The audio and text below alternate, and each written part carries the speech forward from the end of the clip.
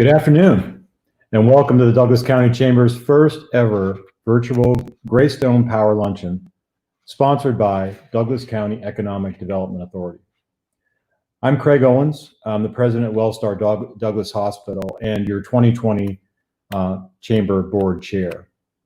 On a personal note, I want to thank everyone that's attending and everyone throughout our community for the support of your local hospital, Wellstar Douglas Hospital, through the COVID-19 pandemic. Thank you so much for being there for our team members who are there for you during this tough time. First order of business, I just want to mention we are very proud of our 2020 Cornerstone members. I'm sure many of you noted their logos on the countdown clock prior to the luncheon. But I do want to say thank you and recognize this group. At this time, I'd like to introduce Chris Pumphrey, Executive Director of the Douglas County Economic Development Authority, for sponsor remarks. Chris? Thank you, Craig. It's such an honor to be here and once again sponsor the June luncheon for the Douglas County Chamber and be a pioneer in the first virtual luncheon for the Chamber. It's an honor for our organization to represent Douglasville and Douglas County in economic development. Our team has remained actively engaged with the real estate community, with our state partners as we all adjust to this challenging climate. Our hearts go out to all of those that have been affected, businesses, people, individuals, all across this community, all across this country, whether it's for health reasons and especially what's happening with much of the racial injustice that has been happening across the country as well. We want you to know that we are, as I mentioned, we're remaining active in all that we do, engaging with our large and small businesses across the community, ensuring that all of our real estate opportunities are available for companies as they're considering Douglasville and Douglas County. Our pipeline is still strong, but we're looking forward to some of that pipeline to turn into wins for the community. But partnership is what we do, and so we're always great to partner with you all, to partner with the Chamber, and looking forward to hearing all of the things that our mayor and have to share with us today. So thank you for today's luncheon and looking forward to a great rest of the time. Thank you, Chris. This month, we are celebrating our community as we showcase businesses that have demonstrated resilience during the recent months through collaborations, partnerships, and rallying together as one. I'd like to introduce two of our community leaders who work tirelessly to make sure Douglasville and Douglas County continue to thrive now more than ever. First, I'm pleased to welcome Chairman Dr. Romona Jackson-Jones.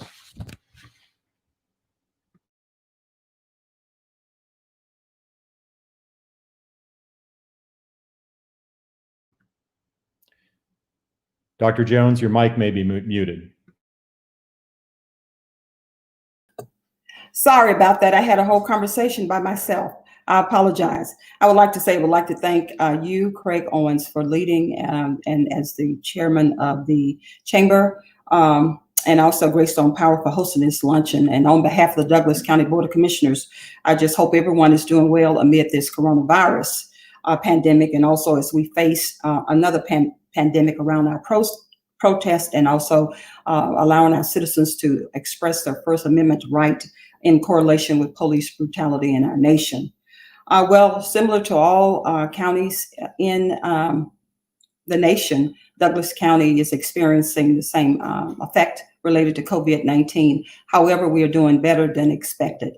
Our financial position, certainly pre-COVID-19, was very strong, and it continues to do better than it's doing better than what we expected.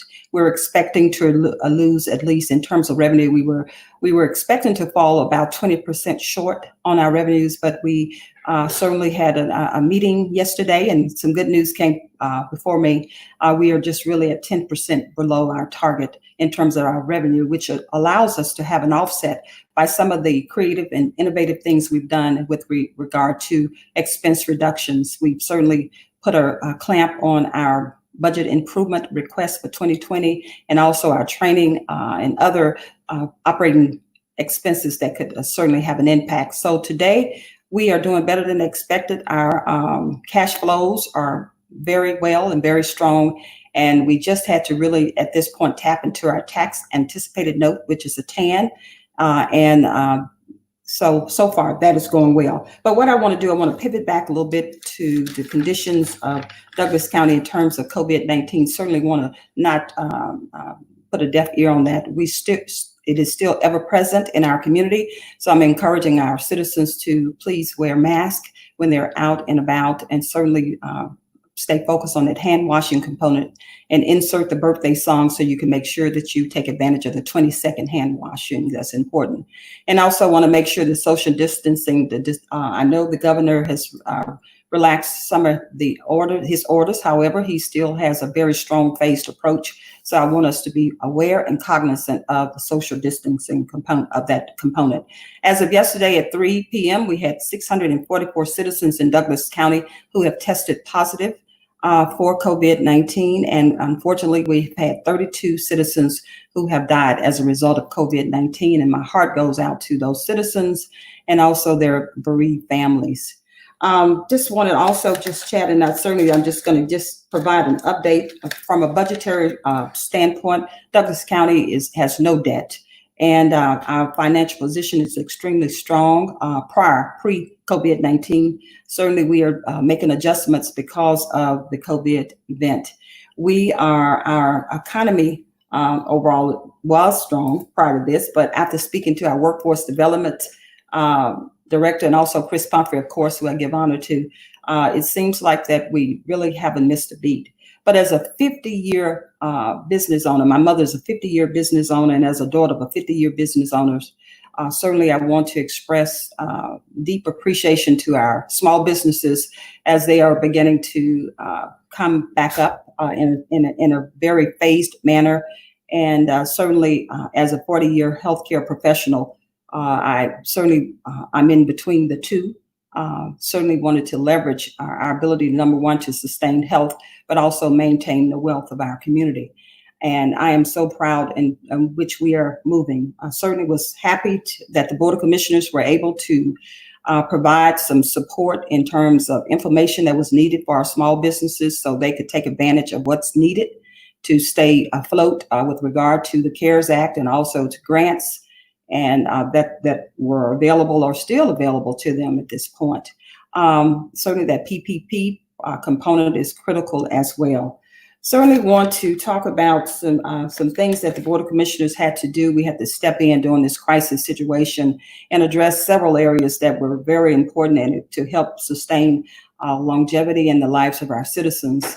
We allocated about $1 million for our citizens here in several buckets, about $410,000 for our mental health component, because we realize mental health is part of this crisis. It will have, I call it a fallout or a backlash once this everything settles, because this has been a stressful moment for all of us. We fueled about $410,000 in that area. We've addressed the needs of our veterans. That's very important to us, and also our vulnerable populations, such as our seniors. We view some money there, and also our food banks. So we about $15,000 to our food banks, and also provided a luncheon for Wellstar Hospital. We sponsored about $3,000 for a luncheon for our first line and first responders. And I appreciate so deeply what our nurses, doctors, and epidemiologists and public health officials have done to help us through this crisis. The Board of Commissioners also took a deep dive and wanted to make sure that we paid close attention to hazardous pay. That's for our first responders in the county. And we spent about $500,000 doing that. But otherwise, our budget is right at the 10% mark. We're within 10% of our budget right now. Certainly, if we decide to go back to our old normal, that would chew down my operating expenses. And certainly, I made it very clear to our staffs, to the staff, the elected officials, and to the constitutional officers. A new normal is here, and they are working with me to make sure that we just keep a tight lid on our expenses at this time. Also wanted to just chat about, and I know I have 10 minutes to deliberate today. Contrary to our narrative, so I just wanted to make sure that the citizens knew that we are pretty strong. We have some things in the pipeline out there, which with regard to SPLOST. SPLOST is our special purpose local option sales tax initiative. We have about 65 projects that are active right now. That's a lot going on in Douglas County. We have a senior center that's under construction in Lithia Springs. We have a multi-purpose center that is now at Boundary Waters. We have new tennis courts under construction at Deer Lick Park. And then also we have 2 parks that were 60 years old, which are located at Fair Play and Bill Ark that are under construction. We have new concession stands, bathrooms, and press box that are under construction. Those are some of the major ones. And our big win this year is our E911 radio system that we have the ability to not only communicate internally for our first responders, but externally as well. So that's a huge, great win. I would like to commend both the city and also our city of Douglasville and also Cobb, who are working with us with this E911 radio system. Other things that are happening right now, as it pertains to the reopening of Douglas County, we are going again in alignment, in lockstep with the governor's orders. We know how important it is to align with those orders, and particularly me as a healthcare professional. And so I'm taking very measured steps. We have our trails are now open at our parks, but the actual parks themselves are still closed. The playground equipment is not available in the bathrooms at this particular time. We're still working, but we do have some good news on the horizon. We have our library. We're looking at reopening, but it's still to be phased, and that'll be July 6th. And that information will be coming out on the press release today or tomorrow about our libraries, and it will be still a phased approach because that social distancing component is very important. We have the aquatic center that we're planning to reopen on June 26th, but of course it's still with a phased approach, so it will not be business as usual. So I wanted to make that very clear to our citizens. And then also we have our transportation center that will be opening next week. Our tax commissioner's office opened this past Monday. In speaking with him, he said that property taxes and tags are coming in stronger than ever. He's had other communities reach out to see how Douglas County is just thriving despite our circumstances, and I call it a blessing. We have another area that the courthouse has always remained open, and we've just had light cases there. The Judge Emerson, who's our chief judge, certainly we kept all of our courts, state courts, the Superior Court. We also kept our with state court. I'm trying to think about magistrate court. All those courts remained open. We had 5, and those courts at this time, certainly they're working. I call it light loads, but we should see something pick up soon where our jurors will be returning. But however, I want to make a special note. In order to come into our courthouse, you will have a mask is required, a temperature check is required, and also hand sanitizer stations are located throughout. And for all the buildings, the county buildings, we will be doing the same thing once we go live. But right now, just mentioned the 3 that are on the radar to be opening real soon. And with that being said, if there are any questions for me, that is what's going on at the county. Again, I want to make it very clear, we're doing better than expected. I was shocked and so surprised that we're just 10% below on our loss, which is our local option sales tax. That's an assumption that I put in the budget, hoping that we would bring in a little more than we have. But of course, because of COVID-19, we're falling a little short, but we could have fallen even shorter. We have a couple of assumptions that I could discuss briefly, and then I'll pivot and yield to the mayor of Douglasville. We have 3 assumptions in our budget, and I want the citizens to certainly understand there are 3. There's a TABT, tax ad valorem, certainly that allows me to go in and just kind of say, okay, we may do this, and it's projection, but budgeting is nothing but projecting. And next, we had the TABT, we have online sales. Of course, everyone has pivoted to online, so that we may see a slight increase in online sales. So I'm really excited about that, but it's still too early to tell.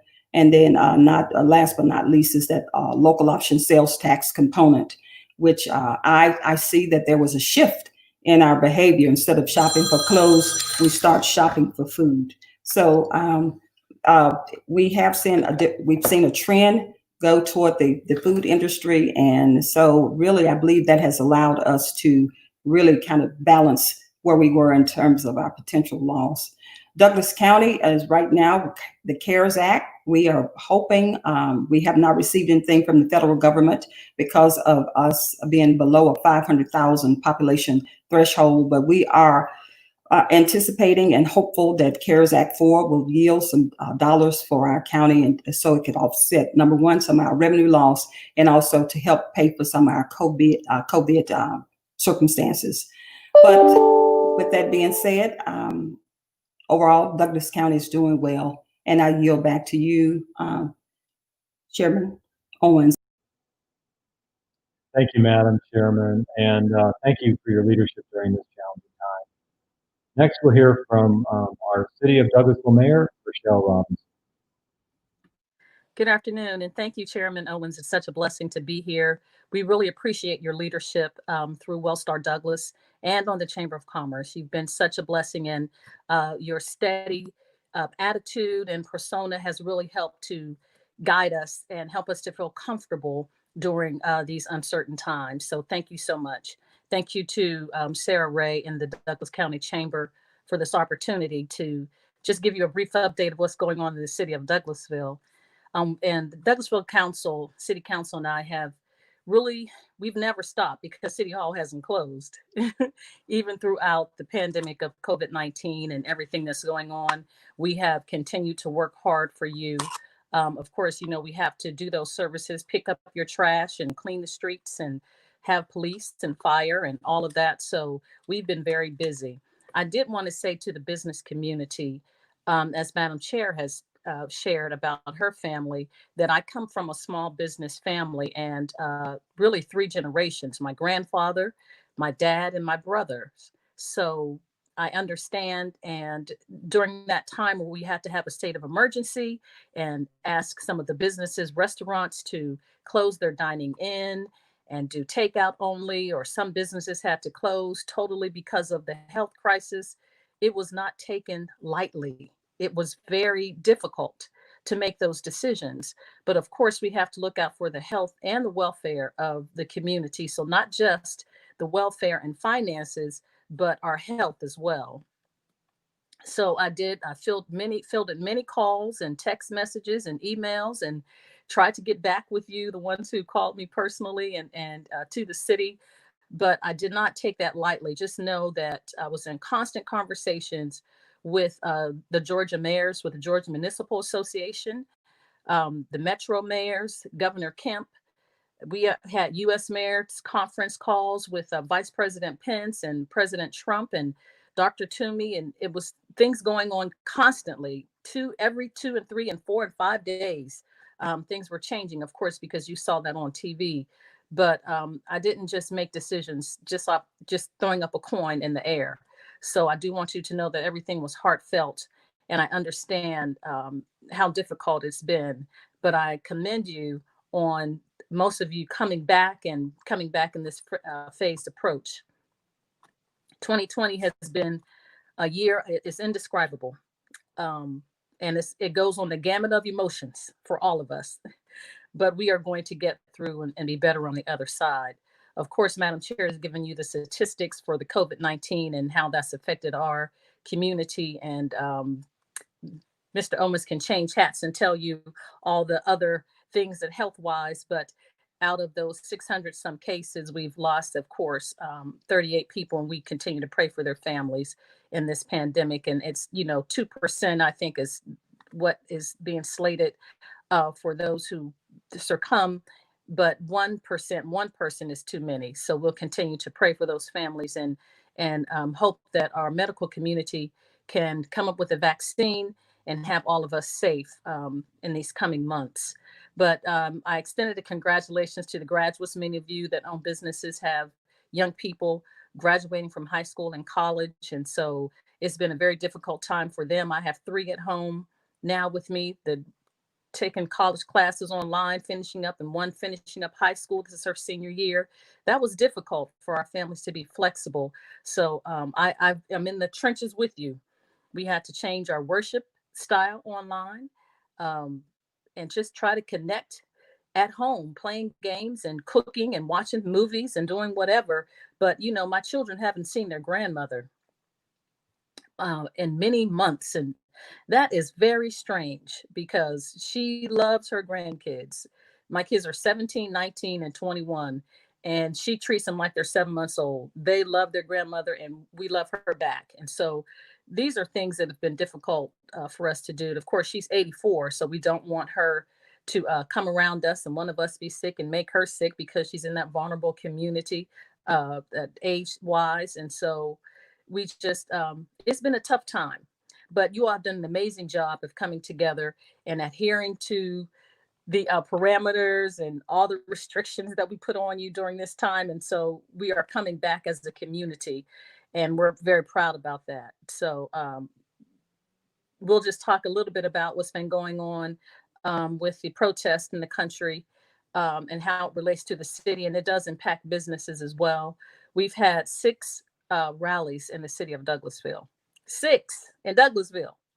We just had one last night. It was a peaceful rally with the police department, the sheriff's department. We had police chiefs from around the area in Paulding, Carroll, Union City, state troopers, everyone, sheriff's department, Sheriff Pounds. And it was, of course, spearheaded by my awesome chief of police, Chief Gary Sparks.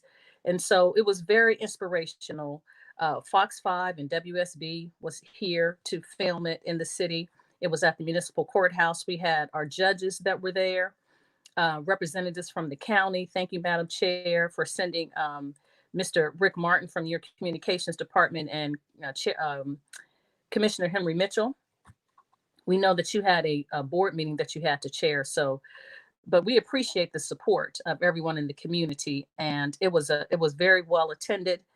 And all the rallies, protests, demonstrations, prayer vigils have been peaceful in the city. And I really, really commend the community for that. Of course, we can exercise our First Amendment rights, and that's to religion, freedom of speech, press, to assemble, and to protest. And so as long as that's done peacefully, to bring out the egregious behavior of some officers and police brutality and inequality in the country, we can stand up for that. Our country is built on protest. The Boston Tea Party. We've always had someone, if there's something that is not right, that we will protest it. So we appreciate the support of the community and the police department, the fire department. Thank you, Chief Spencer. And the ambulatory services have been and the sheriff's department, very instrumental in helping us to help the citizens to stay safe as they've had those protests. 2 have been down Fairburn Road. 1 was at Arbor Place Mall. We had a prayer vigil in the Hunter Park. And I can't even recall, but we still have 2 or 3 more that are on the books. And so we appreciate the support of the community in those prayer vigils and protests and rallies and marches, and the faith-based community as well. But let's get down to talking about businesses. We are continuing to support businesses. We try to put the information out there, funnel you to the chamber if you needed some support with small businesses. We do have the CARE Act that we're going to be awarded from Governor Kemp. And when that is given to us, we will support what's going on with the Chamber and Development Authority, as well as trying to help some of our businesses in the city. And we'll talk more about that as those resources become available. I appreciate the no dining in. It was very tough. It was tough for me too. But we supported the carry out for a lot of the restaurants. And so thank you for doing that. And thank you for everything. Again, I just can't thank you enough because I know it was very difficult.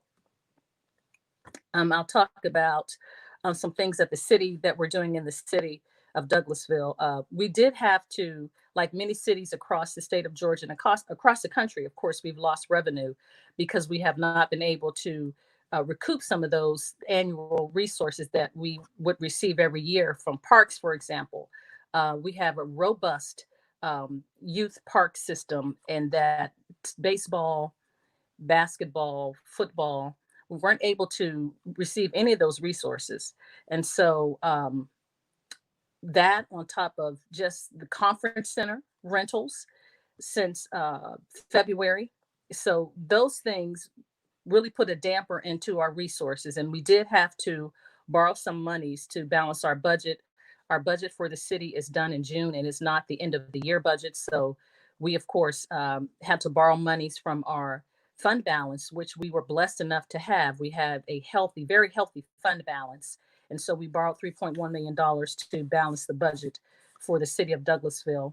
And we're still within the parameters and beyond what is recommended for us to have a savings of 3 months or more for cities. And we still have that in our fund balance. So we're doing very well in that respect. It's 3 or 6 months, I can't recall. We have whatever it is, we have it. We had to furlough a few people in the park system, of course, because I just mentioned that we don't have those Jesse Davis Park, Alice Hawthorne, Hunter Park, all of those resources that we would normally have. We don't have any work for them to do because the parks were closed. And so those are some of the things that's been happening in the city of Douglasville. Our SPLOST is continuing to go forward with resurfacing of streets. Our construction projects continue. The old jail demolition is going forward. People continue to ask about the town green, and it will come to fruition. And the amphitheater is, all those things will happen. We may have to be more creative in how we make that happen, but it is going to happen. The Old Mill cleanup is coming along. The Old Mill playground is nearly completed, about 98%. I-20 Fairburn Road beautification with the gate signage is coming along. Our park renovations continue to go forward. West Pines is doing so very well. Oh my gosh. We've had several people come to West Pines to golf. And so that's been exciting for us. And a great announcement that we have is the PGA of the state of Georgia is coming to Douglasville, to West Pines, to host their annual golf tournament, like the Masters for the PGA for the state. And so they've only chosen 3 public golf courses on their tour, and West Pines is one of them. And we will host the PGA July 6th and 7th in Douglasville at West Pines. So those are some of the things going on. The city council and I have resumed our in-person meetings. We started that on May the 28th.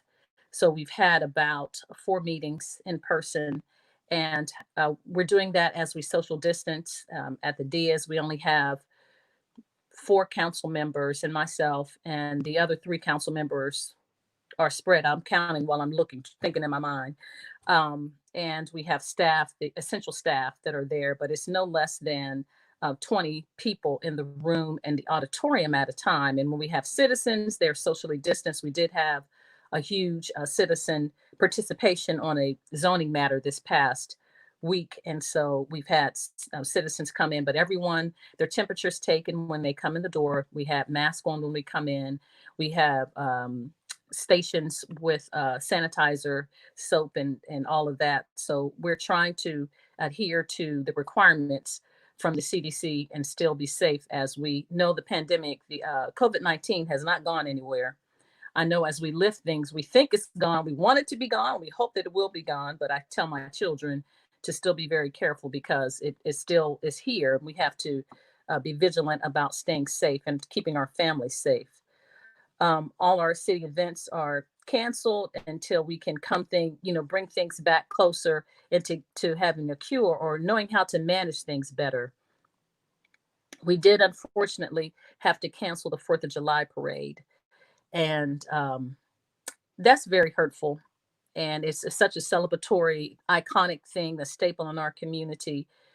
And I was really sad about having to do that. But we really, again, have to protect the health of our citizens, health, safety, and welfare. And so we've pushed it out to Labor Day.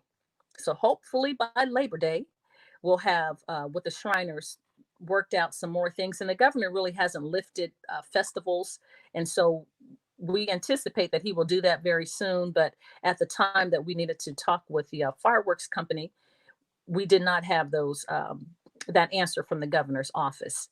So we decided to cancel the 4th of July parade and have our fireworks on Labor Day. And hopefully we'll have some kind of semblance of a parade. Our parks are open for walking and other things, but not to get on the playground equipment. We haven't released that yet. We did have Hunter Park that was a location for COVID-19 testing, and that went very well. And they've decided last week to resume the testing since testing has gone down. The demand for testing has gone down in the county. They've moved their testing site to the public health where they're located there on Selman Drive. So I'm trying to think if there's some other things you might want to hear. New basketball courts were done at Jesse Davis Park. The Hawthorne Center renovations are completed with new flooring, restrooms, and paint.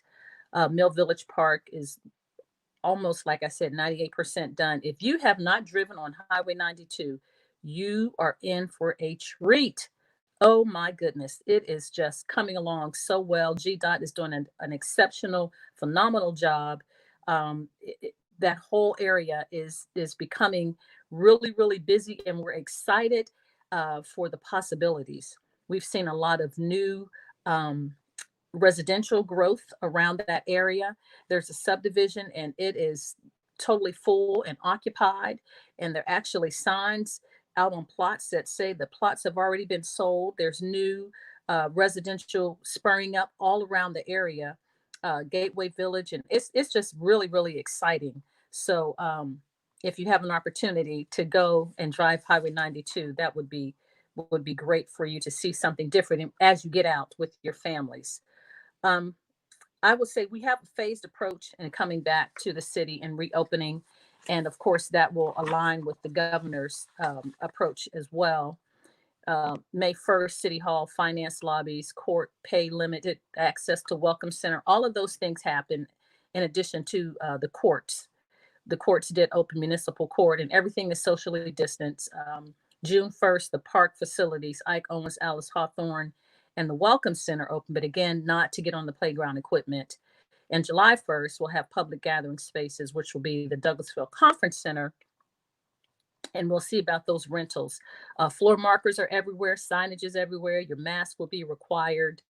And I think that's about it. We're doing well. And we just anticipate that we'll continue to move forward. The mall is open. I know that was going to be a question. I'm trying to look at get questions that people may have that I've been asked, and I tried to jot some of those down. The mall is open.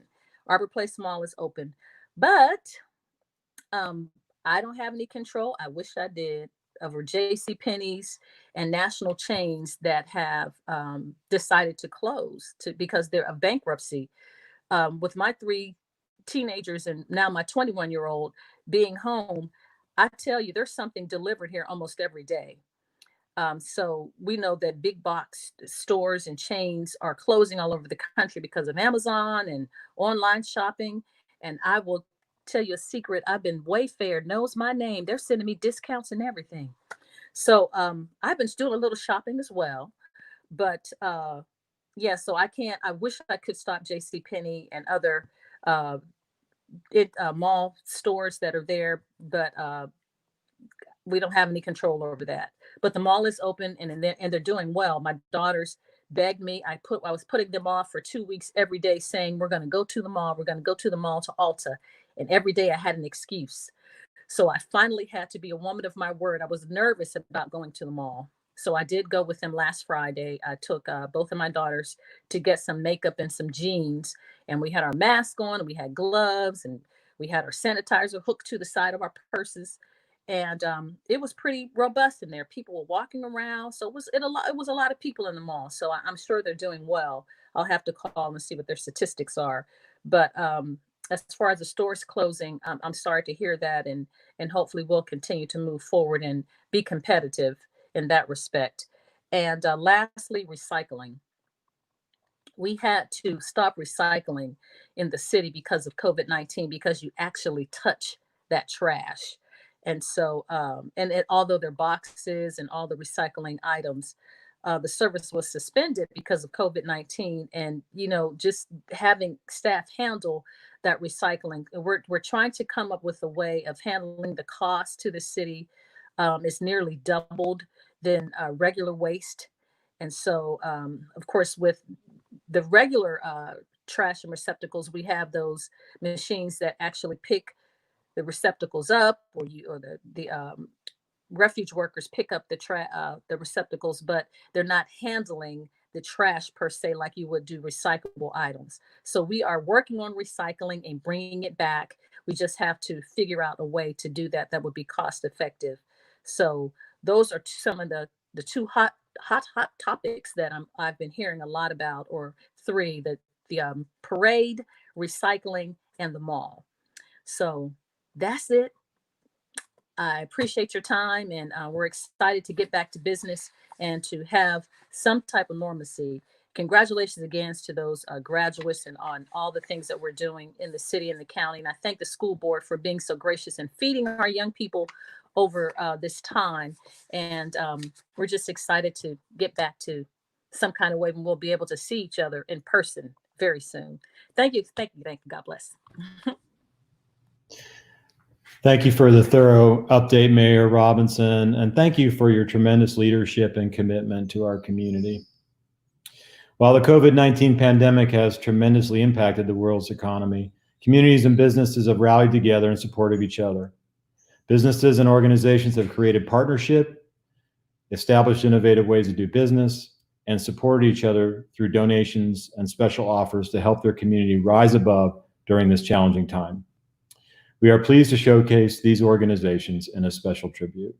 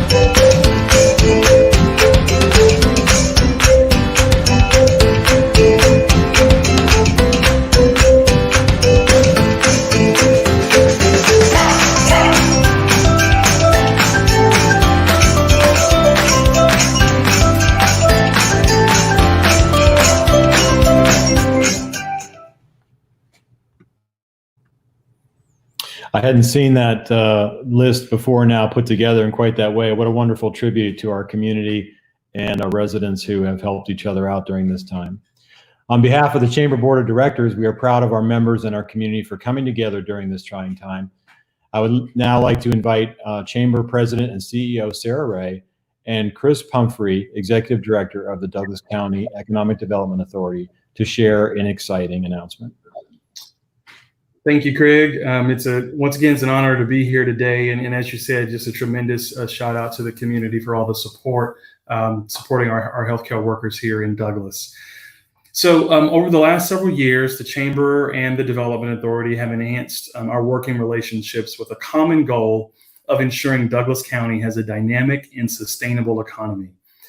These started with the creation of the establishment of Douglas Unite, the creation of a community and economic development strategic plan, and the rollout of our community brand Outside the Lines.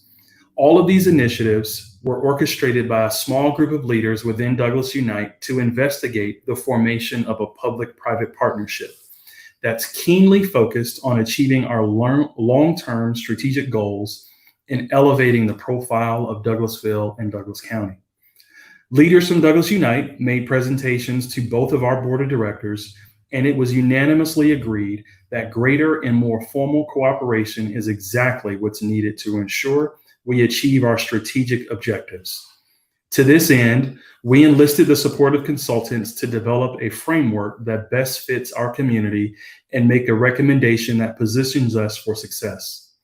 Success is seen where our economy is diversified, equity and equality are evidenced, and our rankings of income, entrepreneurship, home values, and business participation place us as one of the top 5 Metro Atlanta communities.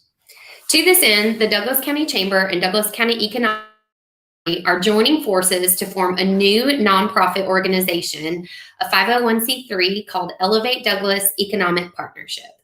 This new organization will be publicly and privately funded with a focus on marketing, entrepreneurial growth, policy, target sector recruitment, and supporting existing businesses through international trade, workforce development, and expansion.